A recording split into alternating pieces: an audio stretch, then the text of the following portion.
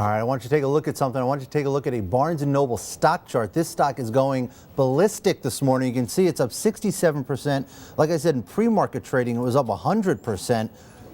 Is the book hot? Well, no, unfortunately, the book's not hot. But the Nook apparently is hot. To give us the details on why, Gina Chon, how are you this morning? Good. Tell us about this deal between Microsoft and Barnes & Noble. That's what we're really talking about here. Yeah. So Microsoft is making a $300 million investment in a new subsidiary that they're creating that will house both the Nook digital business and the college text business.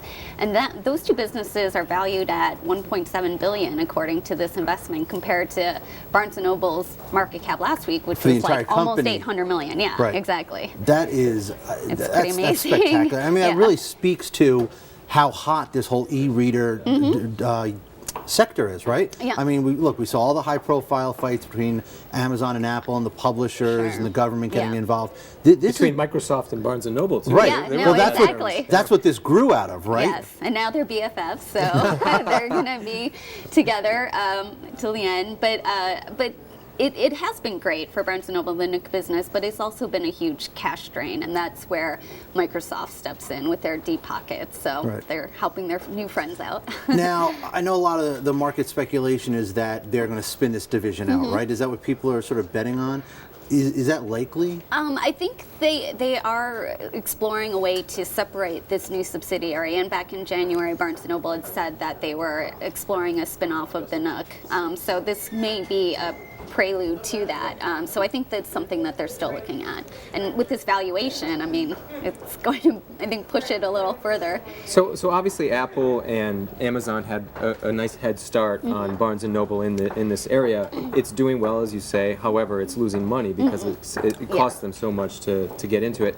How realistic is it that they can catch up, even with the deep pockets of Microsoft? Sure. Well, hopefully they're looking at the launch of Windows 8 with Microsoft and being a part of one of the apps that Windows and Microsoft will make available. And right, you'd have a Nook app within Windows 8. Yeah, exactly. And that will give them, access to huge markets in terms of internationally, because Windows is obviously used all across the world. And so that's something that Barnes & Noble has definitely had fallen behind Amazon and Apple on, so they're hoping this will help them, gain. Now, I mean, just off the top of my head, seeing this, talking about this deal in general, right? It seems to me that if I'm Barnes & Noble and I have two things that are valuable, the Nook and college textbook, and everyone knows if you went to college how expensive textbooks are, why would they spin those off?